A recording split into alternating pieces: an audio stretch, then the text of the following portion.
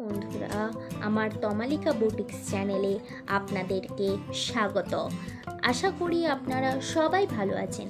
আমিও মোটামুটি ভালোই আছি। সো আজকে আমি আপনাদেরকে হেরিংবোন স্টিচ করে দেখাবো এবং এই স্টিচটা সম্পর্কে কিছু কথা আলোচনা করব। চলুন তাহলে শুরু করা যাক। Herringbone stitch. একটি হেরিংবোন স্টিচ হলো একটি সুই ওয়ার্ক সেলাই যা সূচিকর্ম বুনন এবং ক্রোশেটে ব্যবহৃত হয়। এটি একটি হেরিং মাছের মেরুদণ্ড থেকে প্রসারিত হাড়ের অনুরূপ বলে এটির নামকরণ হয়েছে।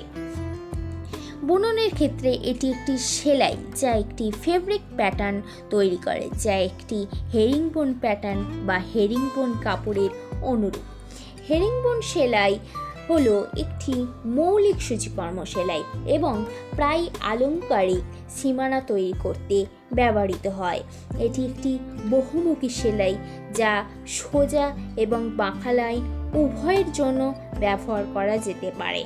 এটি ক্রস দিয়ে তৈরি হয়, যদিও মাঝখানে নয় কিন্তু প্যাটার্নের প্রান্তে। এটি একটি ফিলার সেলাই যা কম সময় বড় এবং ছোট উভয় প্যাটার্ন পূরণ করতে পারে। সূচিকর্ম পাতা তৈরি করতে পারে। আমরা এই বহুমুখী সূচিকর্ম সেলাই ব্যবহার করতে পারি।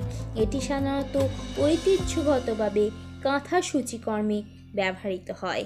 এইটুকু আপনাদের জানালাম হেরিংবোন স্টিচের সম্পর্কে।